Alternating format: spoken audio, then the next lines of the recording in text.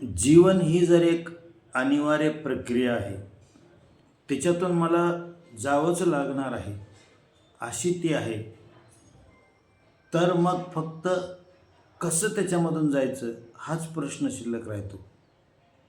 जावं तर लागणारच आहे, मग कसं जातो हाच प्रश्न शिल्लक राहतो.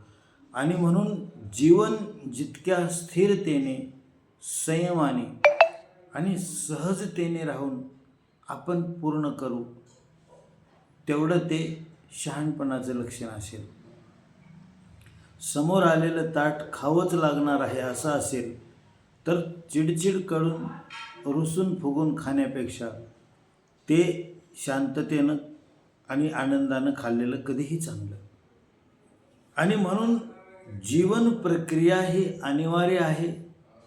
त्याची सुरुवात मला विचारून नाही ना त्याचा शेवट मला विचारून होणार नाही.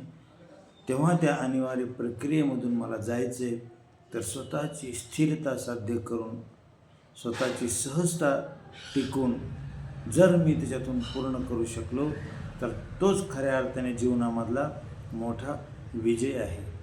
आणि म्हणून स्वतःला तयार करणं, स्वतःची ती स्थिरता, सहजता साध्य करणं आणि जीवनाची प्रक्रिया पूर्ण करण्यासाठी स्वतःला समर्थ बनवणं, खऱ्या अर्थाने हेच जीवनाचं ध्येय म्हणता येईल.